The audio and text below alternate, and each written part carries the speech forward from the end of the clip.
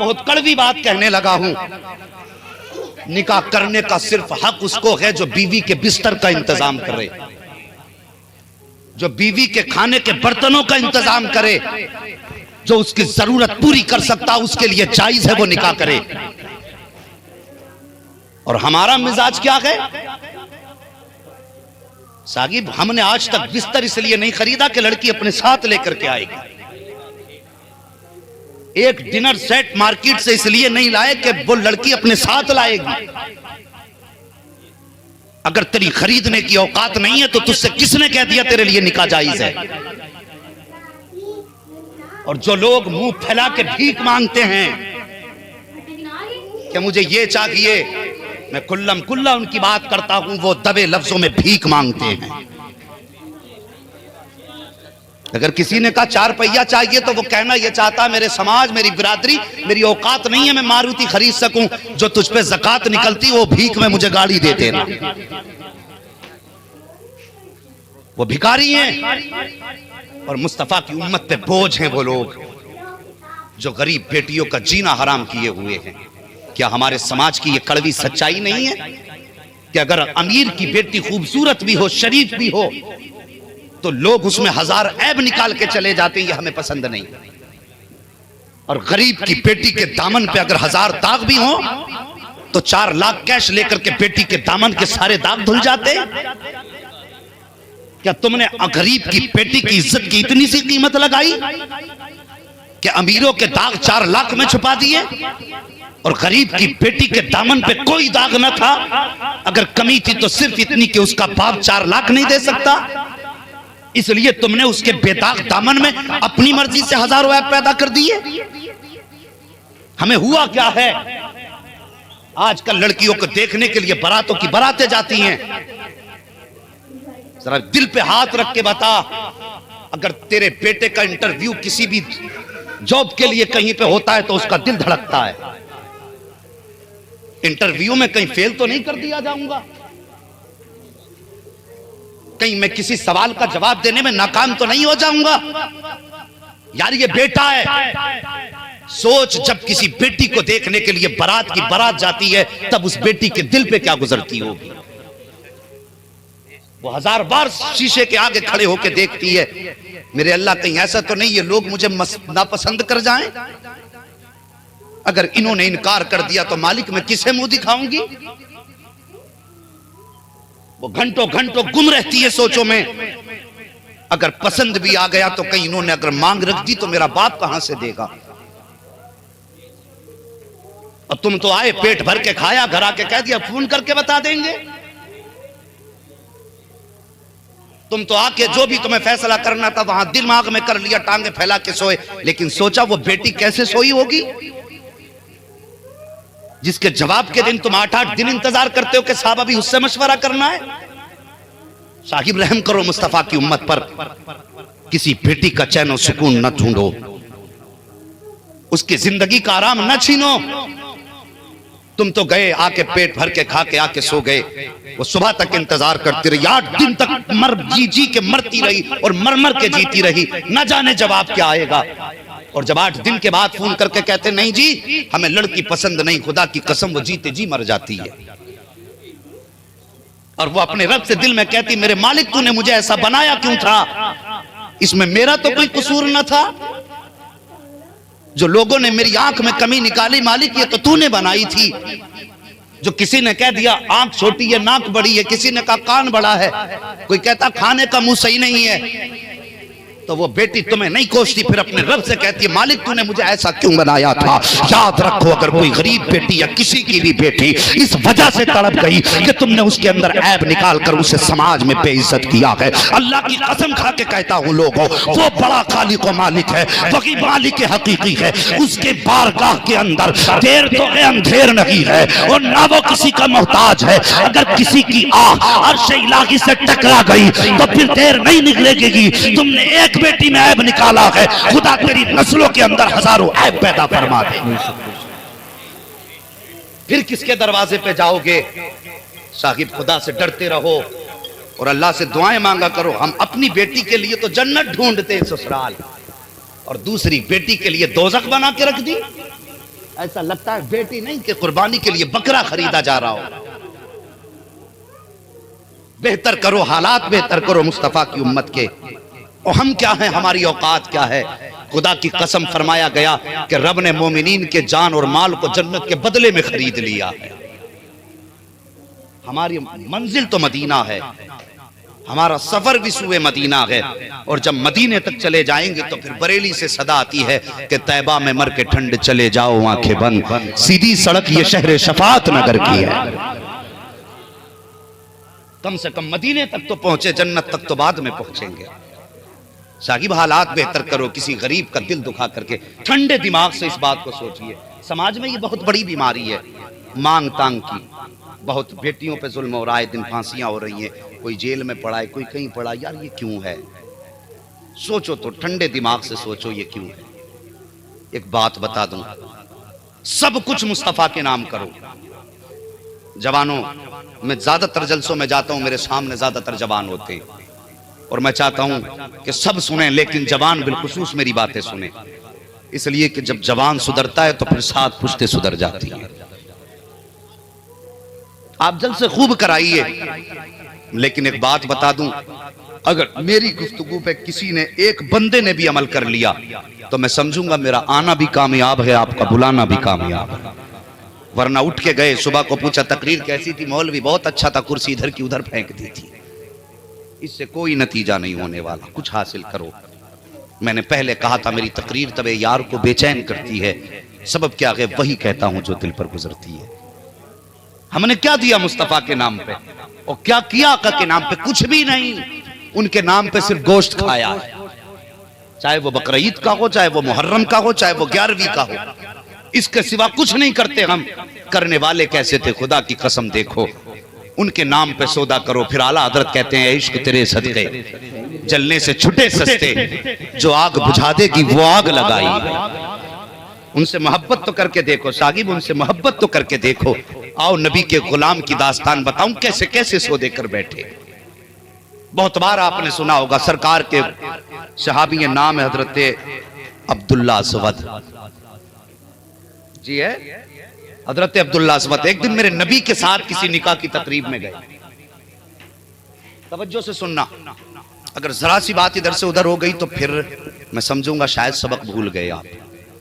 हजरत अब्दुल्ला असवद मेरे नबी के साथ एक शादी की तकरीब में गए। वहां कर गए, आपने देखा लोगों की खुशियां, अपनों की भीड़ भाड़, एक दूसरे की मुबारकबादियां। वापस आए, दिल में ख्याल आया, अब्दुल्ला आज अगर तेरा कोई होता तो तेरा भी निकाह होता, और तेरा निकाह होता, तेरी भी निकाह की खुशियां होती, तुझे भी लोग मुबारकबाद देते। ये सोच के रोने लगे। जब ये सोच के रोए ना तो अचानक मेरे नबी की नजरें करम पड़ गई। और कौन सी नजर, अल्लाह अकबर, खुदा की कसम, जब आ गई हैं जोशे रहमत पे उनकी आंखें, जलते बुझा दिए हैं, रोते हंसा दिए। वो निगाह पड़ गई। मेरे मुस्तफा ने फरमाया अब्दुल्ला करीब आओगा। जी या रसूल अल्लाह। क्यों रोए? कहा बस सरकार यूं ही ख्याल आया काश अब्दुल्ला का भी आज कोई होता तो मेरा भी निकाह होता, आका मेरी भी नस्लें होती, मेरा नाम आगे बढ़ता। ये कह के रोए ना, मेरे नबी ने सर पे हाथ रखा, फरमाया अब्दुल्ला जिसका कोई नहीं है उसका मोहम्मद रसूलुल्लाह है, परेशान ना हो। चाहते क्या हो? कहते हैं आका मेरा भी निकाह होता, मेरे भी बच्चे होते। आका फरमाते फिर निकाह करो। कहते सरकार मेरे जैसे काले को बेटी कौन देगा? मेरा चेहरा इतना भयानक है कि लोग मेरा चेहरा देखने से डर जाया करते हैं। इतनी बात कही थी। मेरे नबी फरमाते हैं सहाबा जरा बताओ तो सही, पूरे मदीने में सबसे ज्यादा खूबसूरत बेटी किसकी है? अल्लाह अकबर। फैसले देखिए, आज जाते हैं घर देखने के लिए, रिश्ता करने के लिए जाया करते हैं तो पहले पूछते मकान कच्चा है कि पक्का है। जब कच्चा पक्का मकान पूछते हैं, फिर उसके बाद कहते हैं बेटी कैसी है? कहा खूबसूरत है। फिर पूछते हैं कि क्या मिलेगा जहेज में? कितनी चीजें तलाश करते हो? मेरे नबी फरमाते हैं मेरे सहाबा बताइए तो सही, पूरे मदीने में सबसे खूबसूरत किसकी बेटी है? सहाबा ने एक कबीले के सरदार की निशानदही फरमाई, सरकार फलां की बेटी बड़ी हसीन है, उसकी बेटी बड़ी खूबसूरत है। मेरे नबी फरमाते जाओ अब्दुल्ला असवद, अपने रिश्ते का पैगाम लेकर के खुद चले जाओ। अल्लाह अकबर। इतनी बात कही है, हजरत अब्दुल्ला असवद चले जाते हैं। दरवाजे पे दस्तक हुई, दरवाजा खुला। कौन? कहा मुस्तफा का पैगाम लाया हूँ। इतना सुनना था, घर वालों ने पलके बिछा दी। कोई मुबारकबाद दे रहा है, कोई सलाम कर रहा है, कोई निहार रहा है, कोई नजरें उतार गुजार रहा है, मारे खुशी के ठिकाना नहीं। आज मुस्तफ़ा का कासिद आया है, आका का पैगाम आया है, हर तरफ खुशियां हैं, बेहिसाब उनकी मेहमान नवाजी की गई। अल्लाह अकबर। जब खाने से फारिग हो गए उसके बाद पूछा गया था, अब्दुल्ला बताओ क्या पैगाम लेकर के आए हो? अब जरा दिल से मेरी बात सुनना, मुस्तफ़ा के चाहने वाले कैसे कैसे होते हैं। ये जरूरी नहीं है नारे के टाइम कहें कि हम रसूलुल्लाह के हैं, खाने के टाइम हम कहें हम रसूलुल्लाह के हैं, और इन जाहिलाना रस्मों के टाइम कहें साहब समाज के साथ भी चलना पड़ता है, दुनिया को भी देखना पड़ता है। मैं कहता हूं दो रंगी छोड़ दे, एक रंग हो जा, सरासर मोम हो जा, या फिर संग हो जा। किसी एक का हाथ थामना पड़ेगा, या तो रस्म रिवाज का हाथ थामना पड़ेगा, या मदीने वाले मुस्तफा का दामन थामना पड़ेगा। अब तुम्हारी मर्जी है कि समाज के साथ चलना है या हज़रत फातिमा ज़हरा के बाबा के साथ चलना है। फैसला तुम्हें करना है। कैसे कैसे आका के आशिक हुए हैं, कब कैसे आए हो, अब पैगाम बताओ। हज़रत अब्दुल्ला अस्वद कहते हैं नबी ने निकाह का पैगाम भेजा है आपकी बेटी के लिए। का किसके साथ? अब्दुल्ला अस्वद कहते हैं मेरे साथ। इतना सुनना था बाप की सांस वहीं ठहर जाती है। हाँ कहें तो कैसे कहें, ना कहें तो कैसे कहें, दोनों तरफ मुश्किल घड़ी है। सोचते हैं अगर हाँ कहता हूं तो बेटी की जिंदगी कैसी गुजरेगी। मेरी बेटी तो चांद का टुकड़ा है, मगर ये कालों में सबसे बड़ी मिसाल बनकर के काला आया है। इसके साथ बेटी का निकाह कर दूंगा तो बेटी की जिंदगी कैसे गुजरेगी। मगर दूसरी तरफ ख्याल आता है कि अगर इनकार कर दूंगा फिर ईमान से खारिज हो जाऊंगा। अल्लाह अकबर। बाप सख्ते के आलम में है, अभी बाप चुप बैठा है कि इतने में पर्दे के अंदर से बेटी की आवाज आ जाती है, ए बाबा इंतजार किस बात का है। अल्लाह अकबर। जैसे इतना बेटी ने कहा है, कहा बेटी मैं ये सोच रहा हूँ तू चांद का टुकड़ा है, ये सियाह काला है, इसकी मोटी नाक है, दांत बड़े हैं, ये तेरा अपोजिट है, हाँ करूँ तो कैसे करूँ। तो बेटी ने कहा था बाबा देर मत कीजिए, बल्कि फौरन कह दीजिए कि ये रिश्ता मुझे कबूल है, ये रिश्ता मुझे कबूल है। तब बाप ने कहा था ए बेटी देख तो ले इसको, इसकी सूरत कैसी है, इसकी आंखें कैसी है, इसकी नाक कैसी है। तब बेटी ने कहा था अब्बा मैं इसको क्या देखूं, माना कि ये काला है लेकिन जिसने भेजा है वो सारे जमाने में सबसे निराला है।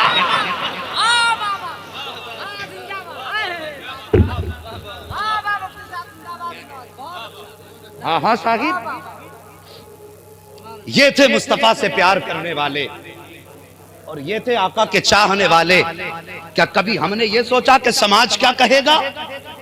हम हमेशा समाज की फिक्र करते हैं। यार समाज की फिक्र न कर, मदीने वाले बेताज बादशाह की फिक्र करो। अल्लाह अकबर। उस शहंशाह की फिक्र करो कि वो क्या कहेंगे। हम तो समाज के पीछे मर गए। मेहरबानी करो। और फिर इश्क कैसा था, अल्लाह अकबर।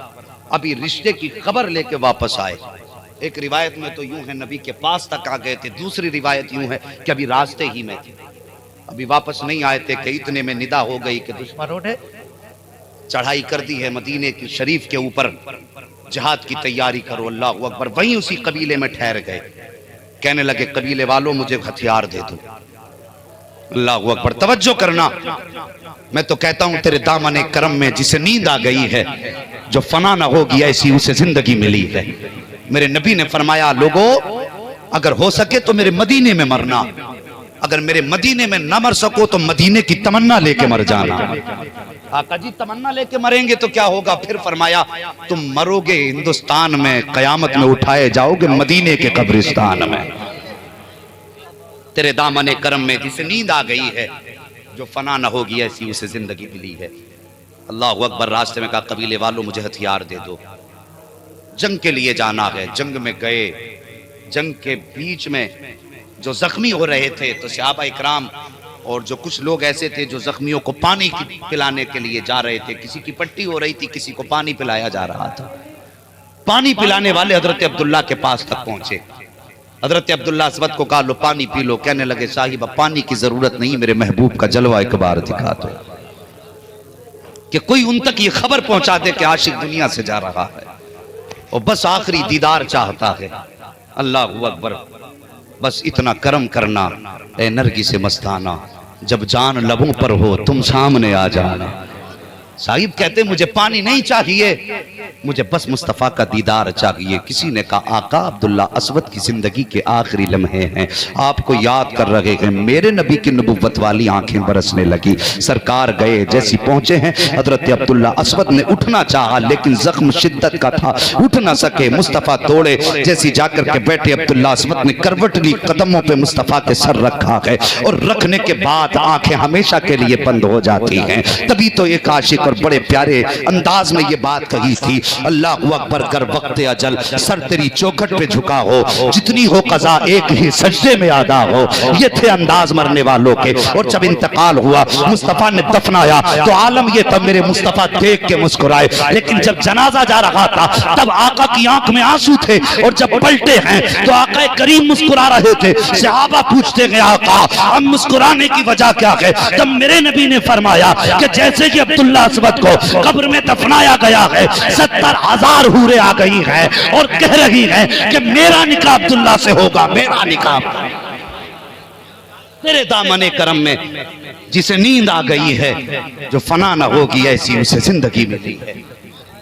तो साहिब ये है इश्क, ये है प्यार। मेरे मुस्तफ़ा से वफा करो, मुस्तफ़ा से प्यार करो। साहिब मर जाओगे सब रखा रह जाएगा, कब्र में अगर साथ जाएगा तो मुस्तफ़ा का प्यार साथ जाएगा, उनकी वफा साथ जाएगी। तो यूं जुल्म ना करो जवानों, अल्लाह ने किसी को दौलत दी है तो किसी गरीब को अपने घर की रौनक बना लो। हाँ जानते हैं, मैं उनसे गुजारिश करना चाहता हूं जिन्हें दौलत पे नाज है। एक दिन हजरत अली करमल्लाहु वजहुल करीम,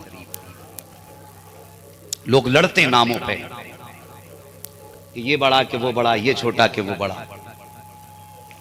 हम तरतीब से सबको मानते हैं। इस पर गुफ्तगू बड़ी अच्छी हजरत अल्लामा मौलाना तौसीफ रज़ा मिसबाही साहब ने फरमाई। मैं अब इस पे मजीद कुछ कहने की गुंजाइश भी नहीं समझता।